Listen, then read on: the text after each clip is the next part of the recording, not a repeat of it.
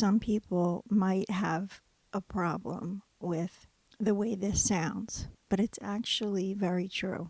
When life is going in a direction that you're not happy with, when you are in a position, a place in your life that you don't necessarily love, you are not helpless to do something. You are actually the only one that can make a change. We have so much more to do with what we're experiencing than we might give ourselves credit for. When we continue cycles of doing the same behavior, getting results that we don't like, not realizing, or maybe we realize, but we don't change the behavior. So we keep doing the same thing and complaining, but you know that you could get a different outcome. It's work to change. It's work to get better. It's always harder to do the healthy thing. So if you're someone who feels like you're just victimized, that everything bad happens to you, not your neighbor. How come I don't feel like that? So many times I have felt like, why me? Why is this happening to me? Why don't I know if I'm going to have enough money for this semester coming up in college?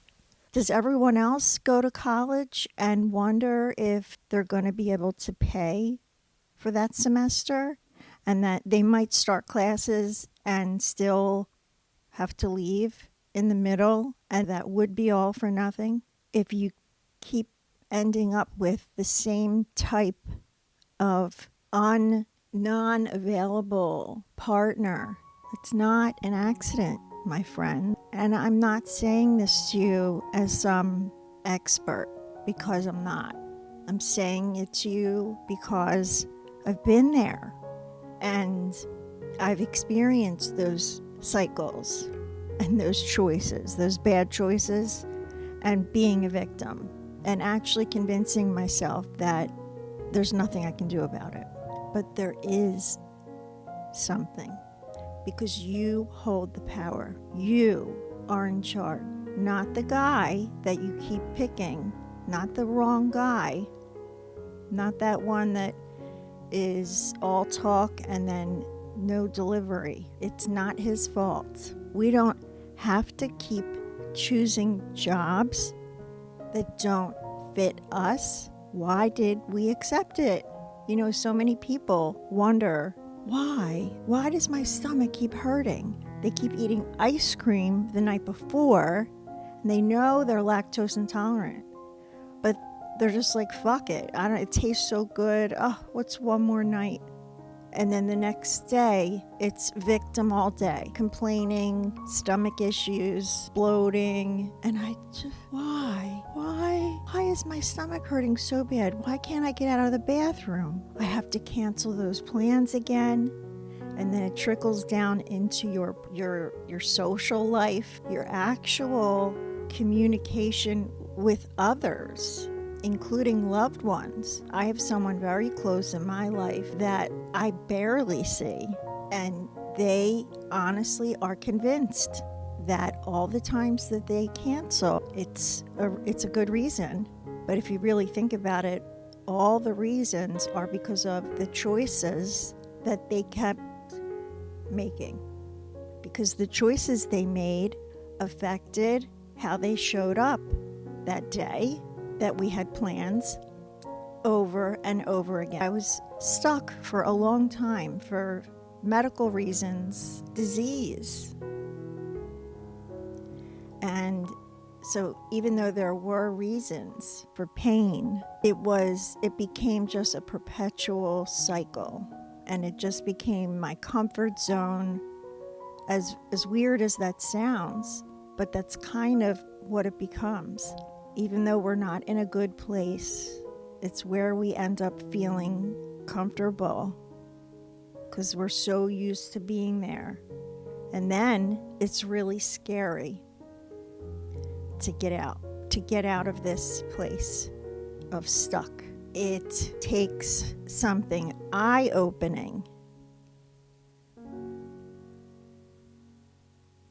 to show you, hey, there might be something I can do about this.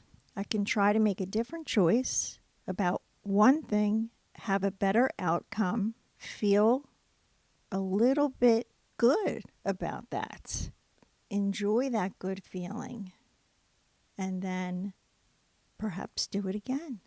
And little by little, you are kind of peeling off all that victimhood.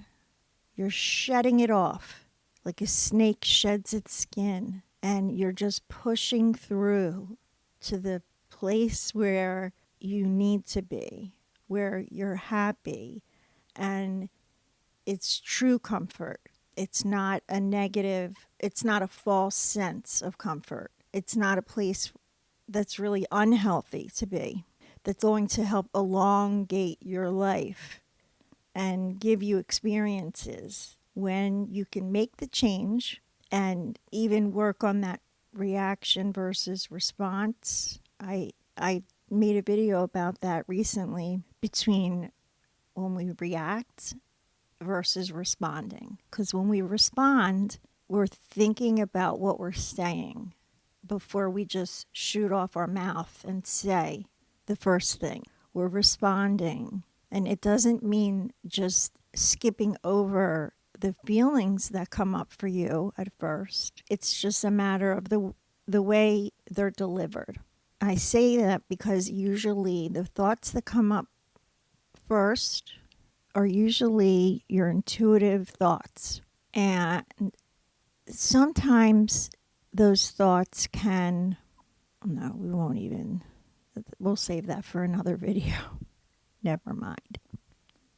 So I just basically wanted to reach out today and let you know that there is no reason you need to feel you have to stay in this negative space for the rest of your life. That it is not over. If you're watching this video, you can make choices that are different than the ones you've been making. It's okay to do things that feel a little hard. It's actually a way we grow. And yes, we're always growing. We're always changing. And that's a good thing. So practice keeping in mind that you're in charge of your choice and your decision, and see what comes out the next time you're deciding about something to do or say or eat or anything it is. Remember that you have the control. You're not a victim. Might feel that way, but let that feeling run its course. I'm not saying to throw it away. Process it and then move on. And you can find yourself, it's possible, very possible, to find yourself in a better place that feels so much more comfortable. Like a true comfort. Like, this is where I belong. This fits. This is it. This is me. And that's what I meant to say. And finally, represent you, your voice. I really hope this video helped in some way, and I can't wait to see you next time. Namaste.